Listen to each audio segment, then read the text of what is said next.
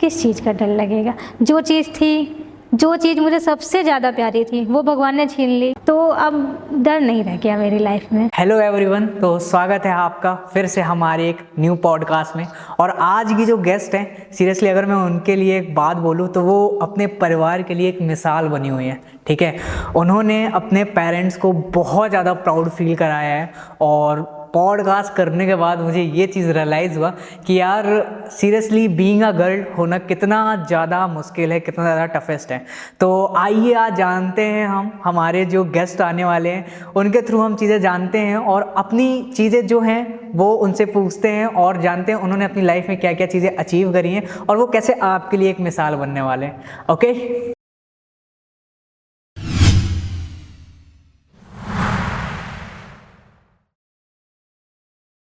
नमस्ते दिव्या गुप्ता, स्वागत है हमारे पॉडकास्ट में। तो दिव्या, आप जैसे सारी चीज़ें देख रहे हो अपनी लाइफ में चल रही हैं, कैसा लग रहा है लाइफ? गवर्नमेंट एग्जाम के बाद कैसी लग रही है? मज़ा आ रहा है? जॉब के बाद तो मज़ा आ रहा है, क्यों 1 तारीख को ज़रूर मज़ा आता है जब सैलरी आती है अकाउंट में।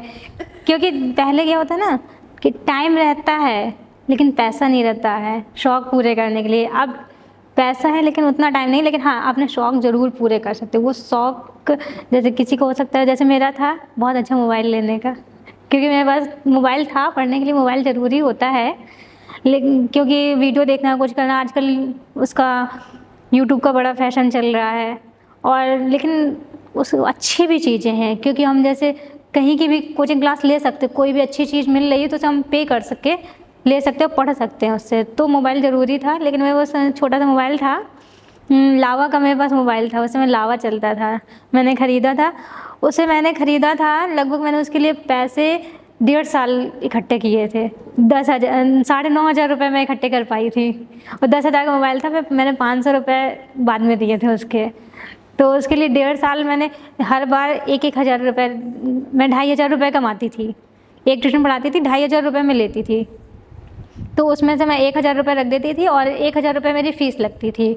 MSc कर रही थी मैं उस समय पे, तो 1,000 रुपये मेरी फ़ीस लगती थी और 500 रुपये में अपना ज़्यादा खर्च होते नहीं थे, कहीं जाना होता नहीं था, तो थोड़ा बहुत खर्च, और अगर बच गए तो वो भी रख देती थी उसी में। और कभी कभी उसे निकाल भी लेती थी, मान लो कुछ अर्जेंट आ गया, किसी की तबीयत ख़राब हो गई तो निकाल लेती थी। तो इस तरह मैंने करके 1.5 साल में पैसे इकट्ठे हो पाए थे, तब मैंने जाके एक मोबाइल लिया था। दिव्या, कौन है ये दिव्या गुप्ता? मतलब अगर मैं बात करूं, लोग आपको बहुत अच्छे से जानते हैं जो आपकी फील्ड के हैं, लेकिन अगर बात करें रियलिटी की तो आज वो हर पर्सन जानता है आपको जो आपको अभी करंटली देख रहा है कि आप अच्छा अर्न कर रहे हो, अपनी फैमिली के लिए अच्छा कर रहे हो। लेकिन अगर बैक स्टोरी में चलें, क्योंकि लोगों को वो चीज़ नहीं पता कि दिव्या ने क्या चीज़ें फेस करी अपनी लाइफ में, तो बैक स्टोरी में चले तो कौन है दिव्या गुप्ता, आप बताना चाहोगे? बिल्कुल, एकदम स्टार्टिंग से बताना चाहती हूँ। हम लोग बचपन में थे, 3 बहन 1 भाई थे, पढ़ते थे, यहीं ज्ञान मंदिर में पढ़ा करते थे हम लोग। आवास विकास में है, मेरे घर से मुश्किल से 200 मीटर की दूरी पर है, तो हम लोग जाते थे,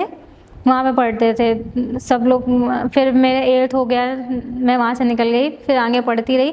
लेकिन उस समय पे ना हम लोग पढ़ते थे, इसके बाद खेलते भी थे, लेकिन लोग बड़े उससे देखा करते थे, इनके 3 बच्चे हैं, 4 लोग हैं, ये लोग बुलाने से भी डरते थे कि 4 लोग हैं, ज़्यादा लोग आएंगे खा जाएंगे हमारे यहाँ। ऐसा होता है, बहुत सारे लोग सोचते हैं, तो लोग कम बुलाते थे। और मैं ज़्यादा जाना भी पसंद नहीं करती किसी के यहाँ। मेरा यही रीज़न है कि मुझे शुरू से ऐसा देखने को मिला है ना, तो आज की डेट में मेरा ये अपना पर्सनल पॉइंट ऑफ व्यू बन गया है कि कम जाओ लेकिन अच्छी जगह जाओ। वो शुरू से मिलता रहा है कि 4 लोग हैं, आएंगे तो ज़्यादा खाएंगे ये लोग ऐसा होता है। फिर इसके बाद हम लोग आगे बढ़े धीरे धीरे। हम 8th में हमें सर पढ़ाने आते थे ट्यूशन, घर पे हम लोग ट्यूशन पढ़ते थे। मैं थी, मेरी छोटी बहन और भैया, तीनों लोग पढ़ते थे ट्यूशन। तो वो भी, उनसे हमें बहुत मोटिवेशन मिला। उन्होंने मेरे साथ बहुत मेहनत करी है, मुझे कुछ नहीं आता था उस समय पे। उन्होंने 6th 7th 8th मुझे पढ़ाया बहुत। फिर एक बताया कि पढ़ने की मुहिम वहीं से शुरू हुई थी। वो खुद भी पढ़ते थे, आज वो भी सुन रहे होंगे, तो वो भी आज टीचर हैं, प्राइमरी में टीचर हैं वो भी। उनकी जॉब बहुत पहले लग गई थी। तो उन्होंने मुझे पढ़ना सिखाया, जैसे बोलते हैं कि वहाँ से मेरी शुरुआत हुई कि मेरा मन लगने लगा था पढ़ने में। नींव वहाँ से शुरू हो गई थी मेरी नींव, बिल्कुल एकदम, कि मुझे एक मैथ के प्रति जुनून आ गया था कि मुझे मैथ ही पढ़नी है। और मैंने एट लास्ट मैथ से एमएससी की फिर। लोग सोचते हैं कि मैथ मैथ मैथ मैथ कुछ नहीं होता है, किसी किसी को नहीं आता है, वो बात मैं मानती हूँ कि जिसका आर्ट साइड होता है थोड़ा सा मैथ कमज़ोर रहता है, तो ऐसा नहीं है, जो पढ़ेगा वो हो जाता है। 6, 7, 8 से पढ़ना शुरू करो, सब हो जाता है। मैंने यूआईडी में बहुत ज़्यादा सुना है कि लड़कियां मैथ में बहुत कमज़ोर होती हैं। लड़कियों देखो आपके लिए मिसाल दिव्या गुप्ता हमारे बीच आ गई हैं। और सीरियसली अगर मैं बात करूं दिव्या, तो ये चीज़ें मैंने ऑब्ज़र्व भी करी अपनी लाइफ में कि क्या होता है ना, जब बात मैथ की आती है तो लड़कियां खुद से ना कटने लग जाती हैं। सीरियसली मैं भी कोचिंग जाता था, मैंने भी पढ़ी है कोचिंग, ठीक है।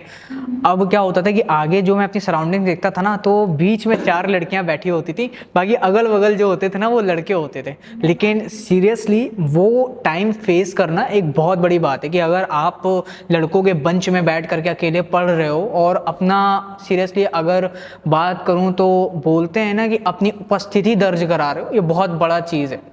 हम भी लोग कोचिंग जाते थे 10th के बाद, मैंने क्योंकि फीस जो घर पे टीचर आते थे पढ़ाने वो फीस ज़्यादा लेते थे और इतने हमारे पास हम इतना सर्वाइव नहीं कर पाते थे, तो हम कोचिंग जाते थे। और रही बात मैथ की, तो इतना डरना नहीं चाहिए। हम भी जब कोचिंग जाते थे तो 50 लड़के रहते थे तो मुश्किल से 10 लड़कियाँ रहती थी। तो कुछ ने पढ़ा, फिर हाई स्कूल के बाद छोड़ दिया मैथ, फिर और कम बची, फिर लेकिन पढ़ते रहो। हमें उन लड़कियों को देख के मोटिवेट होना जो पढ़ रही हैं आगे, उनको नहीं देखना कि जिन्होंने छोड़ दिया।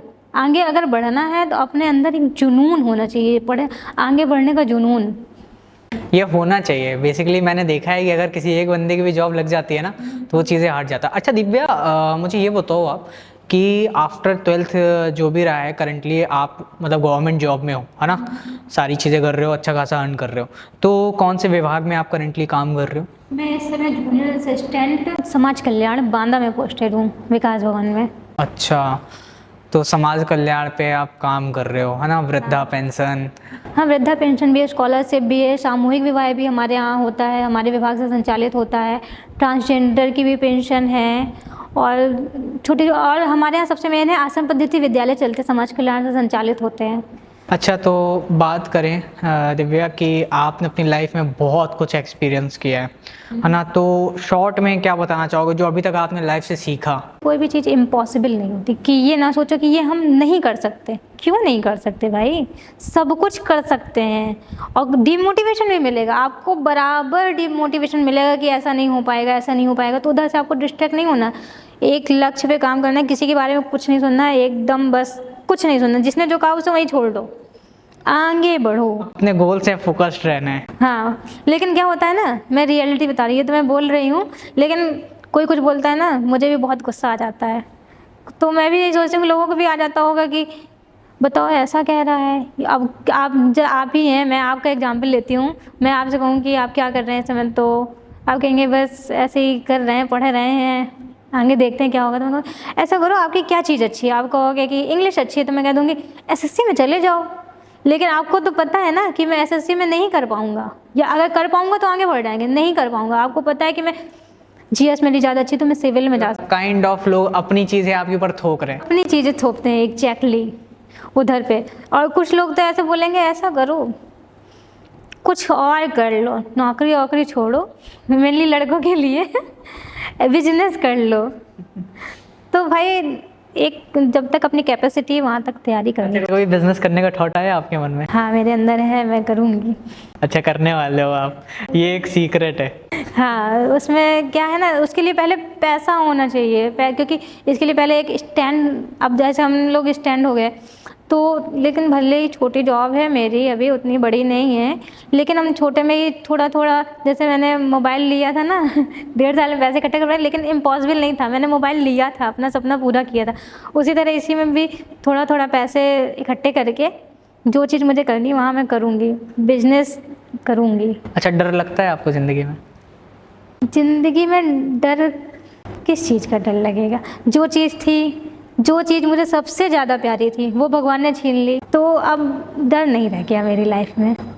लेकिन एक वो रहता है कि अब आगे क्या करेंगे, क्योंकि मैं हूँ एक लड़की, शादी करना ही पड़ेगा, दूसरे के घर जाना ही पड़ेगा, वो फैक्ट है। अगर नहीं करेंगे तो लोग सवाल उठाने लगेंगे कि शादी क्यों नहीं कर रही, कुछ चल रहा है। ये समाज में बड़ा दिक्कत करता है कि अगर मैं चाहूँ भी कि शादी ना करूँ अपनी मम्मी पापा, लेकिन कहाँ हो पाएगा, करना ही पड़ेगा वो एट लास्ट। तो मैं सोचा करती हूँ कि मेरे बाद मेरे मम्मी पापा का क्या होगा, तो इसीलिए मैं चाहती हूँ कि यहीं बांदा में हो जाए, ज़्यादा बेटर है। तो और बाकी किसी चीज़ का डर नहीं लगता है, सारी प्रिय चीज़ भगवान ने छीन ली। अच्छा, तो दिव्या आपके लिए मतलब आपकी लाइफ में ऐसा कौन सा शख्स है जो आपके लिए मोटिवेशन का काम किया है, जहाँ आज आप मुकाम पे हो, वहाँ तक पहुँचे हो? मेरी मम्मी पापा और फैमिली, तो दीदी भी हैं, मेरी छोटी बहन भी है, भाई भी था। तो वो कहता था कोई दिक्कत नहीं, मैं हूँ। अब रिसेंटली में नहीं है, एक्सपायर कर गया है, तो उसमें दिक्कत हो गई थी। और मेरे टीचर यूआरडी के सर। अच्छा, यूआरडी के सर, ओपी सर। ओपी क्या सर। कहना चाहोगे आप ओपी सर के? उन्होंने मुझे बहुत मोटिवेशन दिया है। हम एकदम से तो नहीं आ गए थे कि डायरेक्ट यूआरडी में आके पढ़ने लगे थे, वही चलता था उधर क्लब की है, फिर एक जगह कोचिंग भी हम ज्वाइन करे।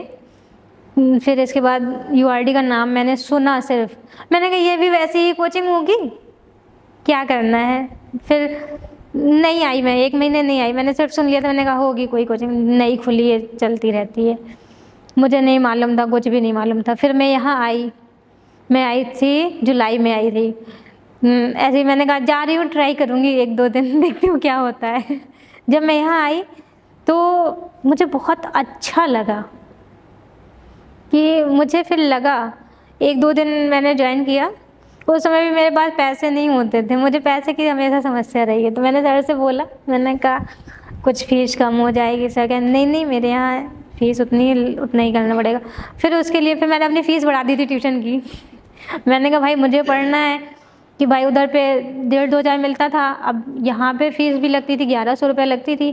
बुक्स नहीं थी मेरे पास कोई सी कंपटीशन की तैयारी करने के लिए, 1-2 थी, वही जो जनरली होती हैं। मैथ्स की बुक थी और थोड़ी लूसेंट, बस। अब बुक्स खरीदने के लिए भी पैसे चाहिए होते, तो मैंने अपनी ट्यूशन की फ़ीस बढ़ा दी थी। मैंने कहा नहीं, इससे कम नहीं हो पाएगा। मैं भी स्ट्रिक्ट हो गई थी, मैंने सर को देखा, सर स्ट्रिक्ट है, मैं भी स्ट्रिक्ट हो गई। मैंने कहा इससे कम नहीं होगा। तो वहाँ पे मैंने, फिर लोग बोले कि नहीं ऐसा करो 1800 ले लो। तो मैंने कहा नहीं नहीं, 2500 मैं बोला करती थी, तो अगर कोई 2 में मन जाता था तो कर देती थी कि चलो ठीक है, कोई दिक्कत नहीं है। तो मैं 2 से कम नहीं लेती थी, लेकिन मैं, क्योंकि यहाँ भी पढ़ना, ट्यूशन की फ़ीस देना, फिर आगे बुक्स खरीदना, पेन कॉपी, हर चीज़ में पैसा लगता है। और फिर खुद के भी खर्चे होते हैं थोड़ा बहुत, ऐसा तो नहीं कि बिल्कुल एकदम आएंगे घर से बस चले जाएंगे। अब मान लो कुछ खाने की इच्छा हुई तो खा भी लेंगे, घर कुछ ले जाना है तो भी ले जाएंगे खाने के लिए, या कुछ भी ज़रूरतें होती हैं अपनी वहाँ पे। फिर आगे पढ़ने लगे यहाँ पे, फिर पढ़े 6 महीने मैंने पढ़ा था। फिर इसके बाद मैंने पेपर डाला था हाई कोर्ट इलाहाबाद का, जूनियर असिस्टेंट का था वो भी। तो वो मेरा पेपर निकल गया, मैं बहुत खुश हुई। मैंने कहा पेपर निकल गया, अब फाइनल सिलेक्शन हो जाएगा।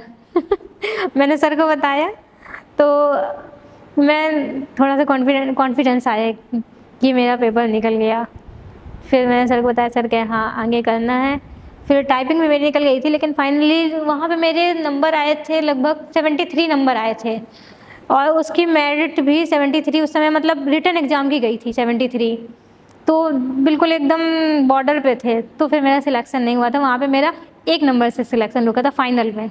लोगों की नज़र लग जाती है। अच्छा, नज़र से याद आया, नज़र मानती हो आप? हाँ मैं मानती हूँ नज़र, मैं थोड़ा आध्यात्मिक हूँ। हर चीज़ होती है लाइफ में, आप सोचो कि भूत प्रेत नहीं होते, सब कुछ होता है लाइफ में, मैं मानती हूँ। कभी फील किया है आपने? नहीं फील विल तो नहीं हुआ, लेकिन मैंने एक बार फील किया है ये चीज़, इसलिए मैं मानती हूँ। क्योंकि मेरे घर में ये घटना हुई थी, तो मेरे साथ तो नहीं, लेकिन आवाज़ें आती थी। अच्छा, आवाज़ें आती थी रात में?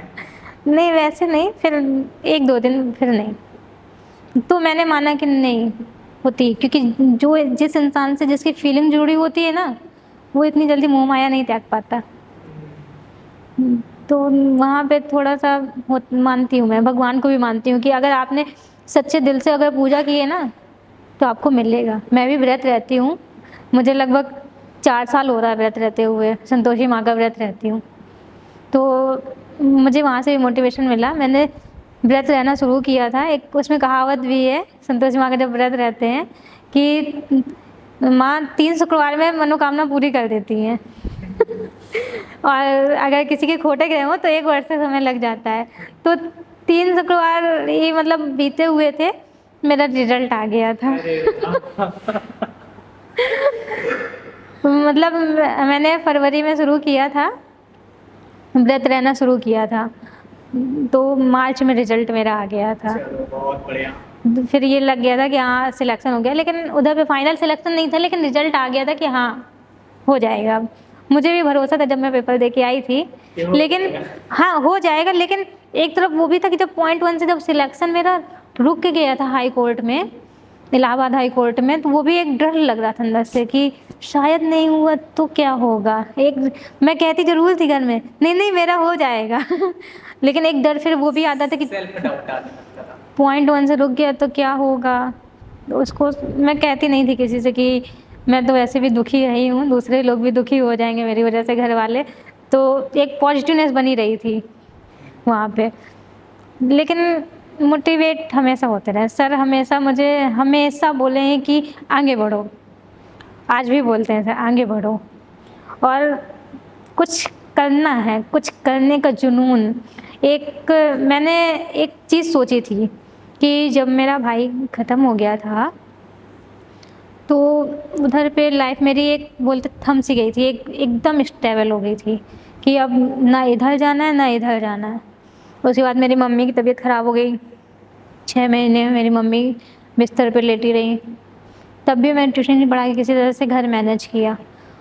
फिर अचानक से मम्मी को किसी तरीके से खड़ा किया, दवा ववा करवा के। फिर पापा की तबीयत ख़राब हो गई, पापा की 1 साल तबीयत ख़राब रही। उस समय पे मैंने पैसे इकट्ठे कर रखे थे तो बीएड करने के लिए अपने, क्योंकि मुझे मालूम था कि जो है करना वो मुझे स्वयं करना है। तो मैंने थोड़ा बहुत पैसे इकट्ठे कर लिए थे, फिर मैंने कहा बाकी मैनेज करेंगे जैसा भी होगा, कि डायरेक्ट एडमिशन हो जाता है 5-5 10-10 हज़ार करके दे लेंगे। तो मेरे पास उस समय पे लगभग 10-15 हज़ार रुपये थे। तो पापा की तबीयत ख़राब हो गई, वहाँ पे मैंने फिर उनके इलाज में लगा दी, क्योंकि भाई प्रायोरिटी तो मम्मी पापा ही है ना, फैमिली ही है। तो मैंने कहा ये तो बाकी बाद में भी हो जाएगा। लेकिन जब पापा बीमार हो गए थे मेरे, समझ नहीं आ रहा था कि क्या होगा आगे। एक डर सा लगता था कि सब लोग कहते थे नहीं सही हो पाएंगे, नजर लगती। नज़र के लगी थी। वो डिप्रेशन में चले गए थे क्योंकि भाई ख़त्म हो चुका था। मम्मी भी डिप्रेशन की वजह से ही बीमार हुई थी, और पापा भी डिप्रेशन की वजह से ही बीमार हुए थे। कभी आप मेरे मम्मी पापा से अगर बात करेंगे ना तो वो यही कहेंगे कि डिप्रेशन से निकाला तो मैंने ही निकाला उन्हें, कि हर डेड बॉडी भी मैं अपने भाई की लेके ही आई थी, मैं ही लेके आई थी गाड़ी में रख के। जिस समय पे वो ख़त्म हुआ था हम लोग कानपुर में थे, कानपुर में उसका इलाज चल रहा था। रात में बताया था उन्होंने, रात में लगभग 1:30 बजे का समय हो रहा था। मम्मी मेरी बोली, हम लोग वहाँ पे 1.5 महीने रहे थे। मम्मी मेरी बोली तुम जाओ, क्योंकि होता है ऐसा कि मैरिड नहीं हुई तो लोग गलत निगाह से देखते हैं। और मैंने ये चीज़ फील की खुद भी कि अगर शादी नहीं हुई है, क्योंकि वहाँ पे अंदर तो सोने को मिलता नहीं था, बाहर एक लॉन सा था, वहाँ पे हम लोग सोते थे, रात में बिछा लेते थे, तो लोग देखते थे गलत निगाह से। और वहाँ पे तो हम ये कोशिश करते थे, क्योंकि हमारे पास उसके इलाज में ही इतना पैसा लग गया था, 2.5-3 लाख रुपए ऑपरेशन में ही। तो कोशिश करते थे एक ही टाइम खाते थे हम लोग, कि जो वहाँ पे कभी कभी तो बंटता था खाना, जैसे कोई बड़े लोग आते थे बांटते थे खाना, तो हम लोग ले लेते थे। वही अच्छा भी नहीं लगे तो भी खा लेते थे, एक टाइम खाते थे। लेकिन क्यों? क्योंकि पैसा नहीं बचता था, और 2 दिन में एक बार नहाते थे, क्योंकि पैसा में बचाने थे वहाँ पे, क्योंकि हम भी वहाँ पे 1.5 महीने से रह रहे थे। फिर मेरी मम्मी बोली ऐसा करो घर चली जाओ। मैंने कहा नहीं, चाहे जो भी हो मैं साथ लेके ही जाऊँगी घर। तो मैं वहाँ पे रुकी थी, तो मेरे मामा लोग भी बोले कि तुम घर चली जाओ मम्मी पापा। मैंने कहा नहीं, मैं यहीं रहूँगी, मम्मी के साथ ही रहूँगी, मैं साथ में ही लेके जाऊँगी।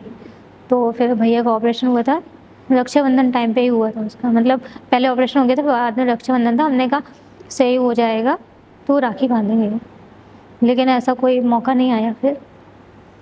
तो उधर पे क्या हुआ ना कि उसका ऑपरेशन करवाया, फिर पता नहीं अब क्या हुआ, डॉक्टर्स ने क्या किया है, सक्सेस हुआ नहीं हुआ। हार्ट का ऑपरेशन हुआ था उसका, तो फिर उसके माइंड में पानी भर गया था, फिर माइंड का ऑपरेशन करवाया था। उसके लिए पैसे नहीं थे, फिर उसके लिए मैंने किसी तरह से मैनेज किया था। ब्लड की भी ज़रूरत थी, तो वहाँ पे भी मेरे दोस्तों ने हेल्प की थी।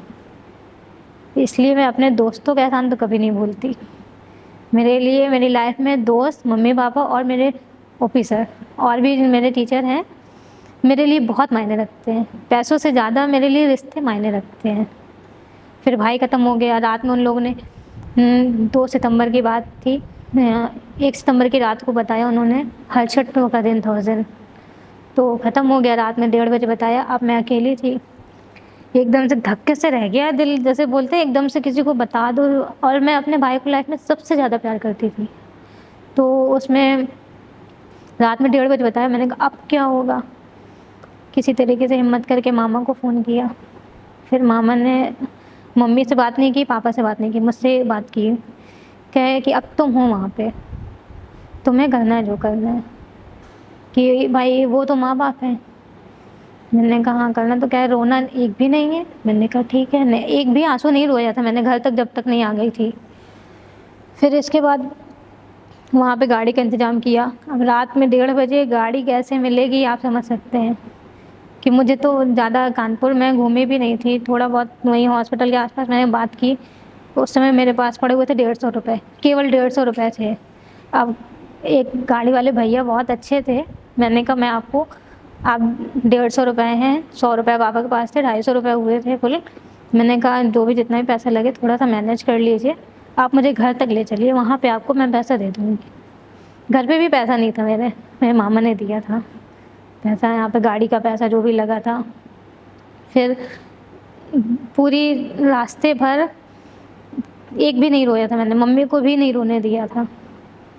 फिर घर आके ये क्या करें, अब आंसू रुकते नहीं है ना, क्या कर सकते हैं वहाँ पे। फिर किसी तरीके से आगे सब चीज़ें बढ़ाई कि सब वहाँ पे कुछ नहीं किया जा सकता। फिर उसके बाद मेरी लाइफ स्टेबल हो गई थी एकदम से, मुझे ऐसा लग रहा था कुछ नहीं है अब। फिर बढ़े किसी तरीके से आगे। देखो दिव्या, मैं एक चीज़ मानता हूँ, ये चीज़ पर्सनली आई बिलीव दैट कि भगवान अगर कोई चीज़ आपसे छीन रहा है ना तो वो देता भी है। और अगर वही है ना कि अगर हम अपने प्लान्स की बात ना करके अगर भगवान के प्लान्स की बात करें, ठीक है, गॉड्स प्लान्स की बात करें, तो वो हमारे लिए हमेशा अच्छा ही सोचता है। ठीक है, तो अगर लाइफ में कुछ ऐसा हुआ है जैसे आपने फील किया है, या पर्सनली मुझे भी अपनी कुछ चीज़ें अभी रिमाइंड हो रही हैं, मैंने फील किया है, तो डेफिनेटली लाइफ में कुछ अच्छा भी होने वाला है। क्योंकि हमेशा लाइफ ना, आप भी देखो, राजा को ना रंक बनने में समय नहीं लगता है। अगर और कोई भी अगर रंक है ना, आप बहुत सारे सक्सेसफुल पर्सन्स की स्टोरी देख सकते हो जिनके घर में एक एक दिन के लिए खाने को नहीं था। ठीक है, 3-3 दिन की मैं बात बता रहा हूँ। पर्सनली मैं अपने ग्रैंडफादर की बात बता रहा हूँ। काफ़ी सारी चीज़ें ऐसी होती थी कि 3-3 दिन उन्होंने खाना नहीं खाया। मेरी दादी ने 3-3 दिन खाना नहीं खाया है, और आज हमारे पास हर वो चीज़ है जो हम चाहते हैं। हाँ, मैं मानती हूँ ये सारी चीज़ें। अगर हमसे भगवान ने छीना था तो भले ही वहाँ पे मेरा 2-3-4 साल का समय था। 1 साल तो बहुत ज़्यादा कष्ट से गुजरा। डिस्टर्बेंस हो जाती है। डिस्टर्बेंस क्या, एकदम बिल्कुल समझ नहीं आ रहा था कि अब क्या करें क्या नहीं करें। उस समय पे मेरा एग्ज़ाम भी था, 14 सितंबर को था, मैंने नहीं दिया था, पीसीएस का था। मैं नहीं गई थी देने, क्योंकि शरीर ही नहीं काम कर रहा था, माइंड ही नहीं काम कर रहा था, तो मैं जाऊँगी कैसे। और फिर मैं जब दूसरी तरफ पलट के देखा कि मेरी मम्मी रो रही हैं, तो फिर मेरा मन नहीं किया था। मैं वहाँ एक ही ऐसा एग्ज़ाम था जो मैंने, प्रिपरेशन भी थी मेरी, लेकिन वहाँ पे थोड़ा सा माइंड और डिस्टर्ब था, जो मैंने नहीं दिया था वहाँ पे। एक ही लाइफ में ऐसा एग्ज़ाम था जो मैंने नहीं दिया था। अगर मैं एग्ज़ाम डालती थी तो मैं जान हो ना हो वो बात की बात होती थी, लेकिन देने जरूर जाती थी। क्योंकि बोलते नहीं अपने कहावत करत करत अभ्यास जड़ मत होए सो जान। तो वही चीज़ मैंने हमेशा किया है। तो दिव्या जी, मैं आपसे ज़्यादा टाइम तो नहीं लूँगा, बहुत ज़्यादा टाइम आपने मुझे दिया, सारी चीज़ें आपसे अपनी पर्सनल लाइफ के बारे में बताई। 1-2 क्वेश्चन मेरे मन में अभी भी रह रहे हैं जो स्टिल मेरे माइंड पे डाउट बनाए हुए हैं, तो मैं आपसे वो चीज़ जानना चाहूँगा। अच्छा ये बताइए दिव्या, आपकी मतलब फ्यूचर प्लान्स क्या हैं, क्या सोच रही हो आप अपनी फ्यूचर को लेकर के, कहाँ जाना चाहते हो, क्या लक्ष्य है अचीव करने के लिए? पहले तो मैंने एक चीज़ सोची थी कि मैं पहले सिविल में जाना चाहती थी। ठीक है। लेकिन फिर परिस्थितियाँ थोड़ा सा चेंज हुई, फिर मुझे ये लगा कि एक कोई नौकरी मिल जाए, क्योंकि मुझे नौकरी की बहुत सख्त आवश्यकता थी उस समय पे कि कुछ तो मिल जाए। तो अब एक स्टैंड मिल चुका है, अब मैं आगे पढ़ रही हूँ। आगे अच्छा, तो फ्यूचर क्या है? टीचिंग लाइन में जाना अच्छा, है, टीचिंग लाइन क्योंकि अब में मैंने जाना बीएड कर रखा है। तो सिविल के लिए समय चाहिए और नौकरी के साथ पढ़ना थोड़ा सा टाइम हो जाता है, और फिर इसके बाद यहाँ पे घर भी देखना है, टाइम थोड़ा सा कम रहता है मेरे पास। अच्छा अच्छा। तो वही जो थोड़ा सा टाइम मिलता है तो मैं उसमें पढ़ रही हूँ अभी। अच्छा, तो टीचिंग में क्या सोचे हो? बहुत एडवांस है, प्रोफेसर वगैरह? नहीं, इंटर कॉलेज। अच्छा, इंटर कॉलेज तक। अच्छा, चलो बहुत बढ़िया। एक क्वेश्चन और मैं आपसे पूछना चाहूँगा दिव्या, कि मेनली जो हमारी ऑडियंस है, यू ऑडियंस है, जो अभी भी तैयारी कर रहे हैं, सारी चीज़ें अपना स्ट्रगलिंग टाइम पे हैं, तो अब उनके लिए क्या कहना चाहोगे पर्सनली? मतलब जो आपने अपनी लाइफ में फेस किया, जो मैं एक्चुअल में जानना चाहता हूँ आपसे, तो उनको क्या बताना चाहोगे आप कि वो अपनी चीज़ों से कैसे डील कर सकते हैं? जो पढ़ रहे हैं वो कंटिन्यू करें, बीच में डिस्ट्रैक्ट होकर छोड़े नहीं, टेंशन में आके 1 साल हो गया पढ़ते पढ़ते कुछ नहीं हुआ, 2 साल हो गया पढ़ते पढ़ते कुछ नहीं हुआ, तो ऐसा नहीं है। कोई जल्दी सिलेक्ट हो जाता है, किसी को थोड़ा सा टाइम लग जाता है, तुरंत नहीं मिलती। जैसे अपने यहाँ कहावत चलती, गादी में सरसों नहीं उगती। तो वो बात रियल है, एकदम रियल है कि आपने कल तैयारी शुरू की और आज सोचे कि जॉब लगने लगे। आप यूआरडी में आए, पढ़ा 2-4 महीने, सोचे कि अब तो जॉब लग जाएगी, तो ऐसा नहीं है। सर पढ़ाएंगे, आपके साथ मेहनत करेंगे, लेकिन आपको भी मेहनत करनी पड़ेगी, तब कहीं जाके मुकाम पे पहुंचेंगे। ये नहीं कि सर बस मेहनत किए जा रहे हैं और आप आराम से खेल रहे हैं, कूद रहे हैं, ऐसा नहीं होगा। आपको भी उनके साथ बराबर से अगर वो 100% दे रहे हैं तो आपको भी 100% देना है। आपको बहुत पढ़ना है, तो उसको टाइम को लेके डिस्ट्रैक्ट नहीं होना कि 1 साल हो गया, अब क्या होगा, कैसे होगा। तो मतलब पेपर क्या देते रहना है। पढ़ाई का मकसद सिर्फ नौकरी है अकॉर्डिंग टू यू? नहीं, नौकरी बस नहीं है। लोग सोचते ज़रूर हैं कि अब पढ़ रहा है, अच्छा यूआरडी भेजिए तो नौकरी लग जाएगी, ऐसा नहीं है। उसके लिए सर के साथ आपको मेहनत करनी पड़ेगी। अगर मान लीजिए आपकी नौकरी नहीं भी लगती है पढ़ने के बाद, ऐसा नहीं कहूँगी कि सबकी लग जाती नौकरी, 100 बच्चों में 100 की नहीं लगती नौकरी। अच्छा, एक लास्ट क्वेश्चन और पूछना चाहूँगा दिव्या आपसे, फिर हम अपना पॉडकास्ट ख़त्म करते हैं। तो इन केस अगर आपकी जॉब नहीं लगती, तब क्या प्लान था चीज़ों को लेके? तब मेरा प्लान तो था कि थोड़े थोड़े पैसे वही करते कुछ ना कुछ आगे, फिर मैं तो ये करती कि पढ़ाई तो नहीं छोड़ती। जॉब मेरा मोटिव था, मुझे जॉब लेनी थी। अगर दिल में वो डू एंड डाई था, करना है तो करना ही है। हाँ, डू एंड डाई था वो, कि करो या मरो फिर मरना नहीं था, होता है। मरना नहीं था, मतलब जॉब चाहिए तो चाहिए, लगेगी कैसे नहीं। एक कहावत आपने सुनी होगी, अगर किसी चीज़ को बहुत शिद्दत से जाओ ना तो कायनात भी उसे मिलाने में लग जाती है। बहुत बढ़िया। तो वहाँ पे ये लाइन काम आई। और सबसे बड़ी चीज़ आशीर्वाद, मम्मी पापा का, गुरु का।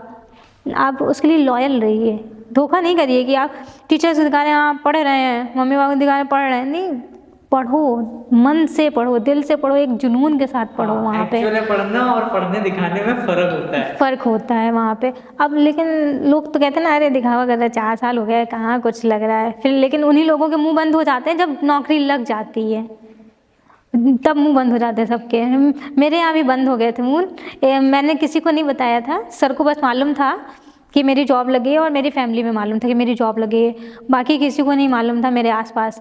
तो ऐसे ही मैं होली के बाद, नहीं होता, हम लोग ऐसे ही जा रहे थे, सामान लेने गए थे सिद्दीकी कॉम्प्लेक्स तक, मैं और मेरी दीदी।